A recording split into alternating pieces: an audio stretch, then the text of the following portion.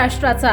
नमस्कार, मी गौरी। संध्या लाईव्ह मध्ये आपलं सगळ्यांचं स्वागत। धाराशिव जिल्ह्यातील सर्वात हाय व्होल्टेज लढत असलेल्या जवळा जिल्हा परिषद गटामध्ये अखेर पुतण्यानं काकाचा पराभव करत बंडाचा झेंडा रोवला आहे।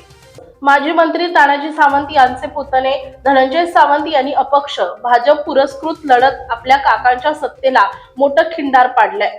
मतमोजणी अंती धनंजय सावंत यांनी सुमारे 2100 मतांनी विजय मिळवत तानाजी सावंतांच्या राजकीय साम्राज्याला मोठा धक्का दिलाय। जवळा गटातून धनंजय सावंतांनी बंडखोरी करत शिंदे सेनेच्या अधिकृत उमेदवाराविरोधात शड्डू ठोकला होता। भाजप पुरस्कृत अपक्ष म्हणून मैदानात उतरलेल्या धनंजय यांना जनतेनं भरघोस कौल दिलाय। जवळपास 2100 मतांचं मताधिक्य मिळवून त्यांनी तानाजी सावंतांच्या प्रतिष्ठेची जागा हिसकावून घेतली आहे। घराण्यातील या अंतर्गत कलहाचा फायदा धनंजय यांनी आपल्या समर्थ संघटनेच्या जोरावर उचलला असून या विजयामुळे तानाजी सावंतांच्या जिल्ह्यावरील वर्चस्वाला तडे गेले।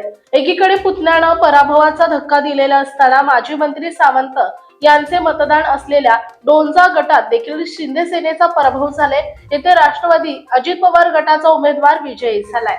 ताज्या आणि महत्त्वपूर्ण बातम्या पाहण्यासाठी आजच आमच्या संध्या लाईव्ह न्यूज चॅनलला YouTube वर सबस्क्राइब करा आणि बेल आयकॉन प्रेस करा।